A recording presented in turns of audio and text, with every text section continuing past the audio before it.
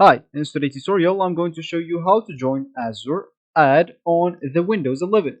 So the first thing that you would like to do, of course, if you are a Windows 10, 11 user, you will have just to go and, of course, open your PC. And if you are a Windows 10 user, you can just go into your settings and actually upgrade into Windows 11 right now and for free. Of course, the installation or the download, you can run it into the background of your PC if you want to keep using it in the meanwhile. Of course, your PC might be a bit slower, but it's not gonna feel any difference, especially if you have a good PC. And not gonna be big. It's not gonna be a big problem. And of course, once the download or the installation is done, you will be notified to restart or to reboot your PC. And when you do that, you'll find yourself with Windows 11 ready to use. Of course, if you like upgraded and you want to go back into your Windows 10, you will have a recovery point if you want to go back into it whenever you want.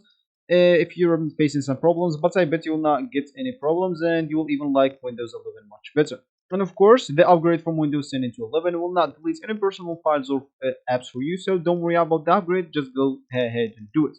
So as we said in the beginning of the video, is we would like to join the Azure Ad. So for Azure Ad registered on the Windows 11 devices, you can just take the following steps. Of course, the first thing you would like just to go into your settings by pressing Windows I or open it with your regular way, and then make sure to just go into this account option on the left panel.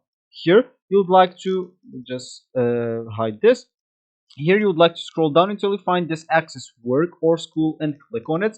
And here you will simply have to click on whatever account you have here. If you have it already and this connects into it, then we will have to click on this connect and register this device again by going through the sign in process. And of course, you will join the Azure ad simply. So this is actually for this tutorial. I hope you like it. Thank you guys for watching and goodbye.